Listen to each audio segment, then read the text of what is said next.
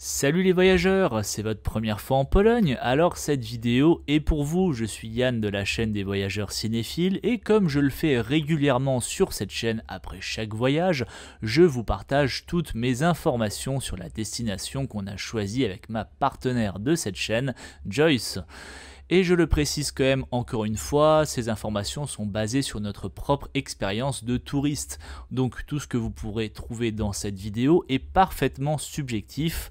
Voilà, maintenant que les choses sont dites, sans plus attendre, voici la première info. Prendre le train en Pologne, on a constaté que c'était très pratique et surtout pas cher. On en a déjà parlé longuement dans une vidéo vlog dédiée à nos différents trajets en train dans le pays, mais je vais quand même regrouper ici quelques informations essentielles. Déjà, si chercher un loueur de voiture ça vous branche pas vraiment, surtout que comme encore une fois beaucoup de pays c'est toujours la même galère, hein, vous savez, la carte de crédit, eh bien bonne nouvelle, vous allez pouvoir voyager entièrement en train et pour un prix tout à fait raisonnable. Alors déjà, pour vous rendre en Pologne en avion depuis Paris, vous avez plein de possibilités de choisir entre plusieurs aéroports internationaux. Il y a évidemment le classique Varsovie-Chopin, le plus grand et le plus pratique si vous visez la capitale, mais aussi Cracovie-Balice qui est super bien desservi, ou Gdansk pour commencer par la région de la mer Baltique. Et vous avez également Wrocław si vous visez plutôt la région de Basse-Silésie. Et je viens de découvrir qu'il y a également Poznan depuis Paris, vous y êtes en seulement 2 heures, donc vous êtes quasi au centre du pays. Il y a également une connexion vers la ville de Katowice, et donc c'est à peu près quasi équidistante entre Wrocław et Cracovie, et un peu plus proche de la Tchéquie que Cracovie, donc ça peut être une option aussi intéressante pour vous faire 3 destinations en quelques jours, d'autant que les connexions en train avec la Tchéquie sont excellentes grâce à la compagnie Český dráhy. Ça c'était vraiment l'info bonus gratuite.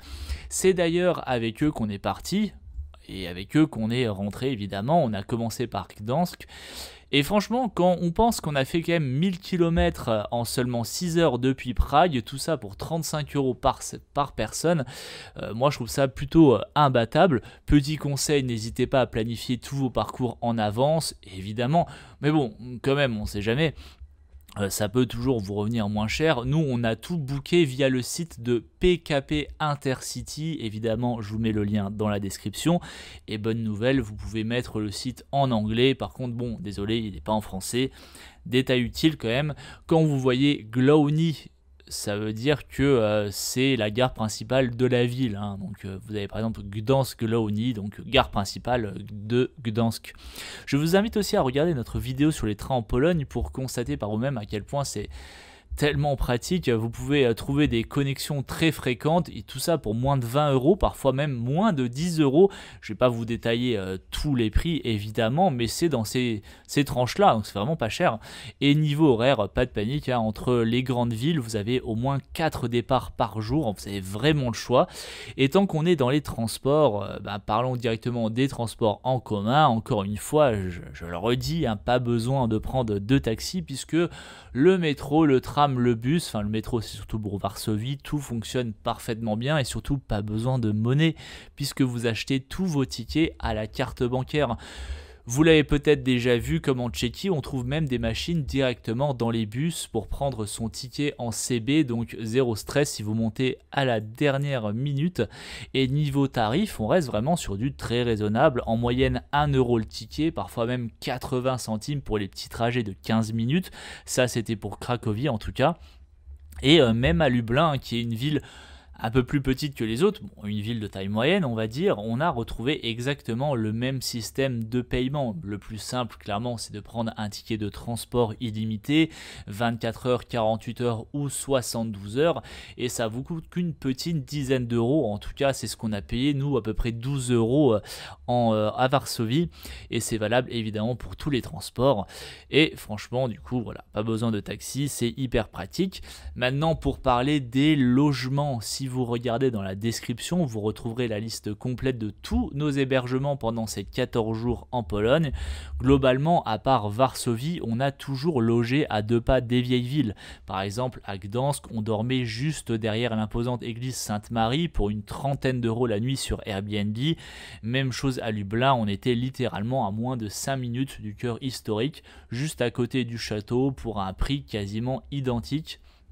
Varsovie, évidemment, en revanche, c'est un peu plus cher côté logement, logique, c'est la capitale, mais on avait trouvé un hôtel un peu en dehors du centre, super bien desservi par le métro et le tram, avec un supermarché juste à côté. Donc franchement, si votre budget ne vous permet pas de loger dans l'hypercentre, n'hésitez pas à vous excentrer un peu, on rejoint le centre-ville en moins de 20 minutes, et surtout que cet hôtel-là, en plus disposait d'une salle commune et d'un micro-ondes pour se faire à manger, en tout cas pour se réchauffer à manger, donc il n'y avait même pas besoin de dépenser des extras dans les petits restos aux alentours. Petit conseil si vous passez par Airbnb, même si vous tombez sur une offre d'appart sympa et pas cher, prenez quand même le temps de vérifier les avis. C'est peut-être évident, hein, mais si vous vous contentez seulement des avis de la plateforme, vous pouvez avoir des mauvaises surprises parce que ça a été le cas pour nous, c'est pour ça qu'on a évité de le prendre. Plateforme bons avis et qu'on tapait sur Google, et ben c'était des mauvaises surprises, hein. On a fait du coup réserver un appart pour moins de 100 € les 3 nuits, plutôt sympathique au niveau du prix, sauf qu'en regardant les derniers avis Google, on a vu qu'il était infesté de cafards. Et oui, il avait beau être situé au 10e étage, à Varsovie, effectivement, il peut y avoir des cafards. Voilà, vous êtes prévenus. Se nourrir en Pologne. Alors, déjà, je vais commencer par un petit mythe à démonter. J'ai déjà entendu dire que la nourriture là-bas, même en supermarché, c'était pas du tout terrible, enfin surtout en supermarché. Eh bien non, pas du tout, enfin, en tout cas je ne pense pas. De ce qu'on a vu, il y avait énormément de produits sans conservateur, des produits cuisinés bio si vous voulez, et croyez-moi pour en avoir testé pas mal, oui, parce que comme beaucoup on n'a pas un budget illimité, on a même un très très petit budget en voyage, donc on saute souvent les restos, on n'y va quasi jamais. Alors je ne sais pas je ne saurais vous donner un avis sur les spécialités polonaises, mais si vous êtes végétarien ou vegan, sachez qu'il y a des alternatives, donc vous pouvez y aller tranquille, hein, sur les pierogi, ils sont traditionnellement fourrés aux champignons, ou vous avez même plein d'alternatives sympathiques pour les fameux zapienkaka, j'en avais parlé dans la vidéo à Cracovie. En plus, l'avantage d'un Airbnb ou d'un hôtel avec micro-ondes, c'est que ça vous permet de faire de bonnes économies. Et pour ça, pas besoin de chercher bien loin, vous trouverez toujours facilement votre bonheur chez Zapka. J'ai d'ailleurs fait une vidéo complète sur la chaîne à ce sujet. Enfin, ça c'est plutôt pour vous dépanner, évidemment. Hein. Sinon, je vous conseillerais plutôt de vous tourner vers la fameuse chaîne populaire de supermarché chez eux, c'est Biedronka. C'est niveau prix équivalent, on va dire, à un Lidl, voire parfois moins cher. Lidl français, après c'est vrai que ça fait longtemps que je n'ai plus été au Lidl en France, ni faire mes courses supermarché en France depuis très très longtemps également, donc je ne saurais vous dire, mais en tout cas je trouvais que c'était plutôt assez simple de trouver des plats pour 2 ou 3 euros. Concernant la barrière de la langue, vous l'avez sûrement déjà compris, c'est pas en Pologne que vous trouverez quelqu'un qui parle français, sauf un guide évidemment. Même l'anglais n'est pas garanti partout et ça vaut autant pour les petites villes que pour les capitales comme Varsovie. Perso, je suis tombé sur une seule employée, il n'y avait qu'une seule employée vraiment de chez Zapka qui parlait anglais.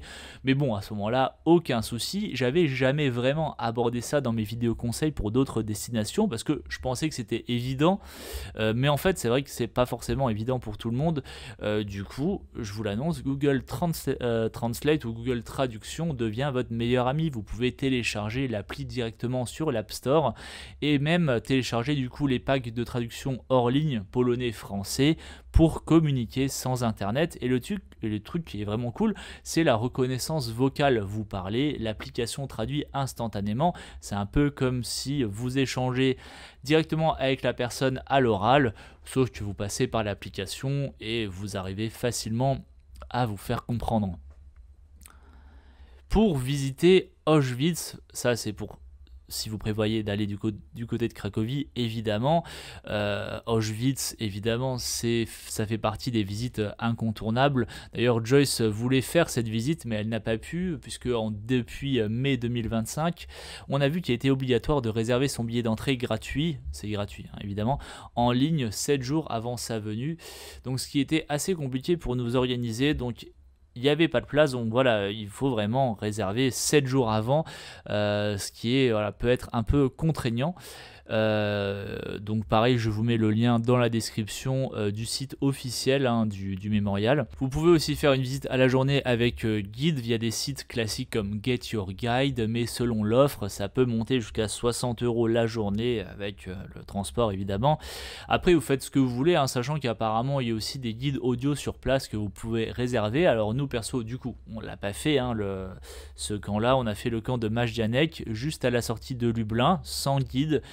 Et c'est plus petit, mais vous avez quand même déjà un terrible aperçu des conditions de détention, pas besoin de guide, le musée inclut des panneaux explicatifs bien détaillés. Je pense que ce genre de site s'apprête plus à une visite solennelle qu'à une visite guidée qui vous ferait penser que la Seconde Guerre mondiale n'était qu'une accumulation de statistiques. Ressentir la douleur, c'est personnel. Après, c'est mon avis, évidemment. Vous pouvez me le dire, le vôtre, dans les commentaires. Si vous n'avez pas les places pour aller à Auschwitz, et dit comme ça fait un peu bizarre quand même, vous pouvez toujours vous rendre au mémorial de Place Lau, accessible en transport en commun depuis Cracovie. J'en parle plus en détail dans ma vidéo dédiée à Cracovie à retrouver sur la chaîne. Alors maintenant, combien de jours pour visiter la Pologne? C'est toujours un peu la question très personnelle. Nous, on est parti 14 jours. Franchement, c'était super, mais beaucoup trop court. Évidemment, pour vraiment tout voir, il faudrait y vivre à l'année. Le temps que vous pouvez consacrer dépend forcément de vos disponibilités et de votre budget. Mais ce qu'il faut savoir, c'est que la Pologne, un peu comme la France, c'est un mélange de grandes villes, de campagnes, de mer et également de montagnes. On aurait adoré passer quelques jours du côté de Sopot ou encore pour profiter, donc Sopot hein, c'est pour le côté mer, ou encore profiter des Tatras polonaises. Ces montagnes marquent la frontière avec la Slovaquie et l'on retrouve d'ailleurs les Tatras slovaques, on en avait déjà parlé dans une autre vidéo sur la chaîne. Un conseil d'ailleurs, prenez vraiment le temps d'étudier la carte avant de préparer votre voyage. Pas besoin de suivre les circuits tout faits des agences. Organiser un séjour en Pologne, je le redis, c'est hyper simple. Pour la partie montagne par exemple, il suffit de prendre un train directement depuis Cracovie ou Varsovie et vous rejoignez la station la plus proche qui est Zakopane. Alors pourquoi je dis 14 jours? C'est court parce que chaque destination, il faudrait au moins 3 jours pour vraiment en profiter. Après, c'est aussi notre façon de voyager, on déteste faire des choix, on a toujours envie de tout voir, hein, mais honnêtement, quand on regarde la qualité des activités, eh ben, oui, on a vraiment envie de tout voir. Je m'arrête d'ailleurs un instant sur les musées parce que vraiment, ils nous ont bluffé. Je n'ai jamais vu des musées aussi immersifs. Si vous avez suivi nos vidéos sur Gdansk, Varsovie ou Cracovie, vous avez sûrement remarqué à quel point ils sont denses en informations, vraiment passionnants. Et au point qu'on aimerait y passer la journée entière et résultat, on n'a pas eu le temps de visiter la mine de sel. C'est pas grave, on reviendra dès que possible. Autre point que je n'ai jamais pensé utile d'aborder dans mes autres vidéos, c'est celle de la Wi-Fi. Et enfin, en tout cas, l'accès Internet de manière générale. Et vu qu'on m'a déjà posé la question par message, est-ce plus avantageux de prendre une carte SIM sur place ou changer son forfait mobile? Alors autant que je vous réponde ici, si vous n'avez pas un forfait européen qui vous permet d'avoir Internet en dehors de la France, sachez qu'il n'est pas forcément nécessaire d'acheter une carte SIM ou payer plus cher votre forfait pour rester connecté. Enfin bien sûr, ça dépend de vos habitudes évidemment, mais en tout cas si vous vous cantonnez aux grandes villes, vous allez facilement trouver de la Wi-Fi gratuite dans tous les lieux publics et même les bus. Oui, j'ai jamais vu ça encore en Europe, il y a de la Wi-Fi gratuite dans les bus de ville. Après, c'est peut-être pas non plus toujours le cas, en tout cas à Lublin, ça l'était. Vous trouverez également de la Wi-Fi dans les parcs, évidemment, les musées, et au pire, si vous avez vraiment peur de vous perdre sans Google Maps, n'oubliez pas que vous avez la possibilité de télécharger la carte du lieu où vous comptez vous rendre hors ligne et utiliser l'application comme une boussole. Toutes les rues seront enregistrées et vous aurez votre petit point de repère qui se déplace en même temps que vous. Personnellement, je n'ai pas de forfait internet sur mon téléphone et je m'en suis très bien sorti sans. Avant de terminer cette vidéo, je me permets de vous rappeler quelques autres points points à savoir. Par exemple, l'eau du robinet en Pologne, elle est parfaitement potable, sauf contre indication exceptionnelle évidemment, elle est même très bonne d'ailleurs. Donc sachez que vous n'avez pas besoin de vous encombrer avec des packs d'eau pour votre logement de vacances. Pensez toujours à vérifier le taux de change du jour avant de choisir votre bureau de change si vous voulez convertir vos euros en zloty, et sinon souscrivez gratuitement à une banque en ligne sans frais. Il y a par exemple Sumeria qu'on utilise. Jusqu'à présent on en est très satisfait, ça nous a d'ailleurs été super utile quand on était en Asie du Sud-Est. Si ça vous intéresse, n'hésitez pas à nous envoyer un petit message, on vous donnera notre code de parrainage. De même que si vous comptez souscrire à une assurance voyage ou tout du moins une assurance annulation, nous on utilise Shapka, on a toujours également une bonne expérience avec eux, et si ça vous intéresse également, on peut vous donner notre lien d'affiliation que vous retrouverez de toute façon dans la description. Comme d'habitude, n'hésitez pas à poser vos questions dans les commentaires. S'il y a des points que j'ai oublié d'aborder ou des demandes de précision en tout genre, j'y réponds très rapidement. En tout cas, merci d'avoir regardé cette vidéo jusqu'au bout, j'espère qu'elle vous sera utile pour votre prochain voyage en Pologne. Et si vous appréciez beaucoup notre travail, de manière générale, si vous suivez cette chaîne depuis le début, vous avez deux façons de nous remercier, soit en cliquant sur l'icône Super Thanks, soit en likant et partageant cette vidéo pour mieux la référencer. En attendant, je vous remercie beaucoup et je vous dis à bientôt pour de nouvelles découvertes.